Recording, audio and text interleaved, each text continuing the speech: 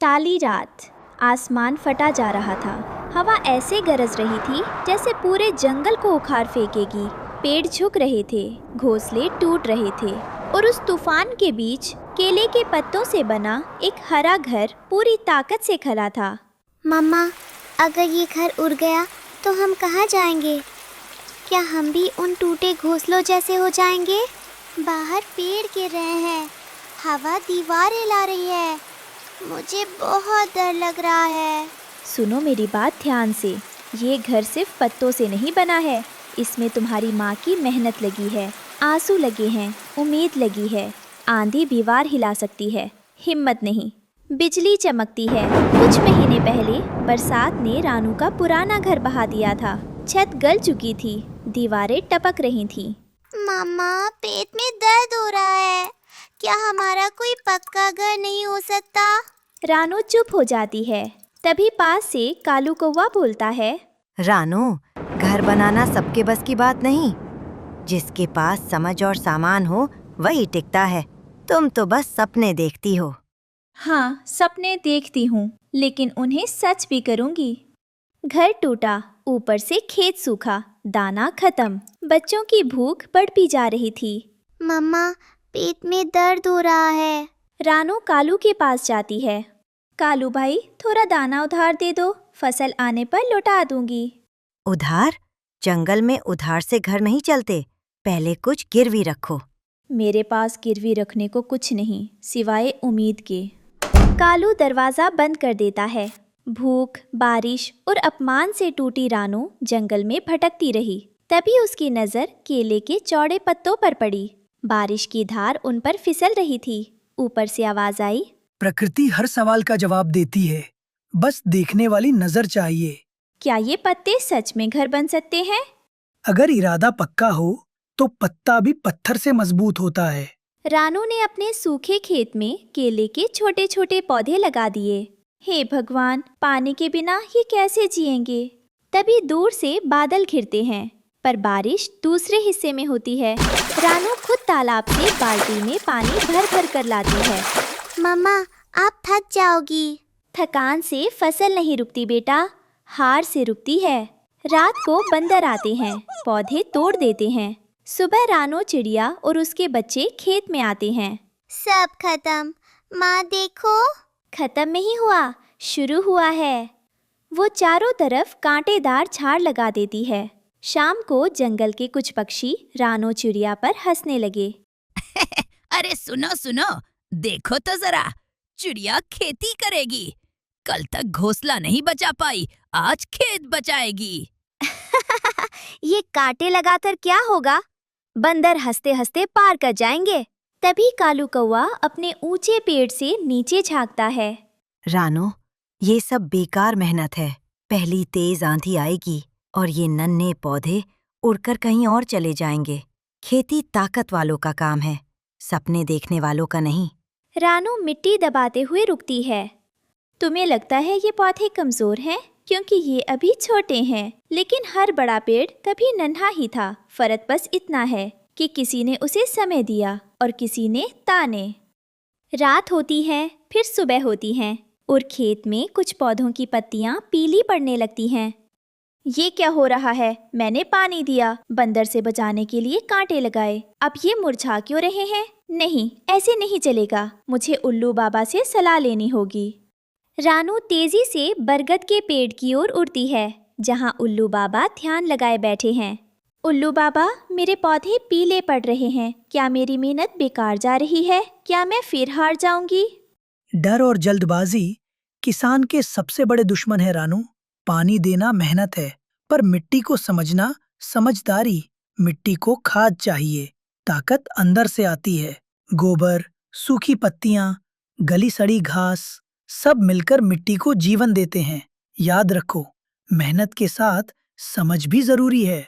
महीनों बाद पत्ते विशाल हो जाते हैं।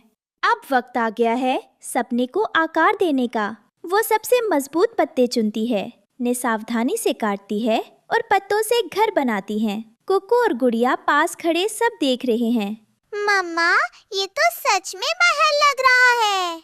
महल नहीं बेटा, मेहनत का घर। महल पैसे से बनते हैं, घर पसीने से। और जिस घर में मेहनत की खुशबू हो, उसे कोई आंधी आसानी से गिरा नहीं सकती।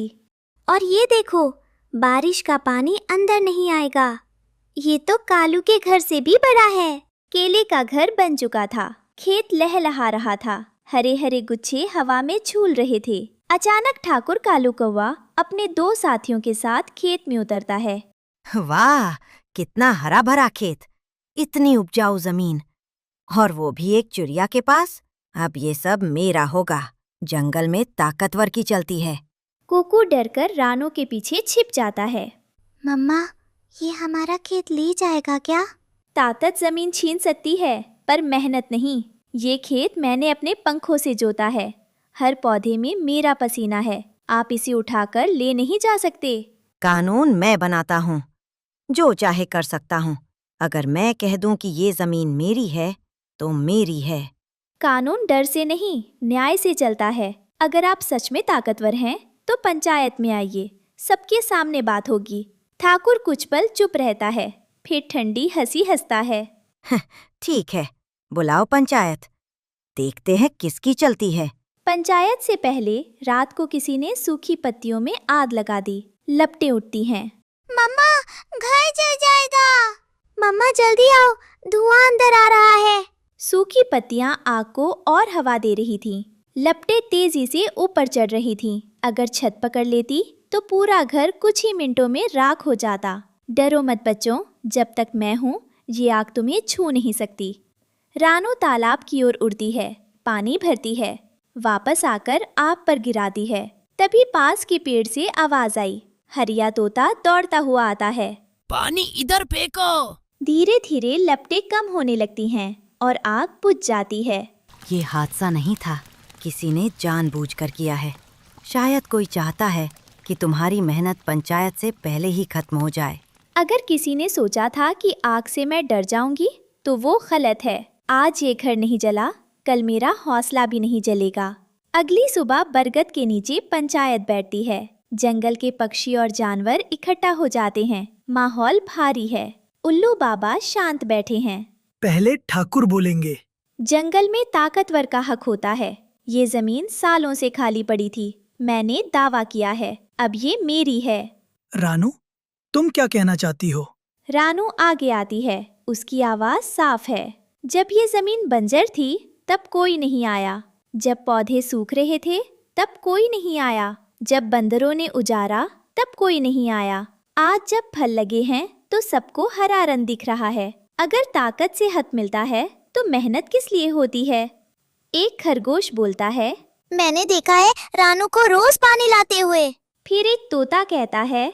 जब हम हंस रहे थे, ये तब भी मिट्टी दबा रही थी। धीरे धीरे कई आवाजें उठती हैं। खेत उसी का जिसने मेहनत की। उल्लू बाबा अपनी आंखें खोलते हैं। जंगल का नियम साफ है, जो बोता है वही काटता है। ठाकुर, ताकत का मतलब अन्याय नहीं होता। ठाकुर के चेहरे पर गुस्सा उभरता है। वो कुछ कहना चाहता है, पर भीड़ का रुख देख रुक जाता है। ठीक है, आज के लिए पीछे हटता हूँ, लेकिन याद रखना रानू, दुनिया आसान नहीं है। वो पंख फैलाकर उड़ जाता है। अब वर्तमान, वही रात, वही काला आसमान, लेकिन इस बार आंधी पहले से कहीं ज्यादा तेज थी। दूर ऊंचाई पर बना विशाल घोंसला बुरी तरह हिल रहा था। वो घोंसला था ठाकुर कालू कौवा का। ठाकुर, पानी अंदर आ रहा है, छत से टपक रहा है। जल्दी कुछ कीजिए, ये दीवार भीग चुकी है। जो खुद को जंगल का सबसे ताकतवर समझता था, उसका घर अब हवा के सामने कांप रहा था। ओह नहीं, ये पूरा ढांचा ढीला हो गया। तेज झोंका आता है। धड़ाम, घोंसले का आधा हिस्सा टूटकर नीचे गिर जाता है। बारिश में भीगे कांपते हुए ठाकुर और गोरी किसी तरह उड़ते हैं। अब कहाँ जाएंगे? सब खत्म हो गया। तभी दूर केले के हरे घर से हल्की रोशनी दिखती है। वो घर जो आंधी में भी मजबूती से खड़ा था, फिर मजबूरी में उसी दिशा में उड़ता है। रानू, दरवाजा खोलो, हमें बचा लो। हमने तुम्हारा मजाक उड़ाया, तुम्हें डराने की कोशिश की, पर आज समझ आया कि असली ताकत किस में है। रानू, अगर आज शरण नहीं मिली, तो हम ये रात नहीं देख पाएंगे। रानू दरवाजा खोल देती है। अंदर आ जाओ। मुसीबत में हिसाब नहीं करते, हाथ बढ़ाते हैं। ठाकुर अंदर आता है, सिर झुका हुआ। गोरी कोवी कोने में बैठ जाती है। आंसू बारिश से मिल जाते हैं। आज पहली बार समझ आया, ताकत ऊंचे घोंसले में नहीं, मजबूत नींव में होती है। सुबह धूप निकलती है। हरा भरा खेत, मजबूत घर। कालू सिर झुकाकर खड़ा है।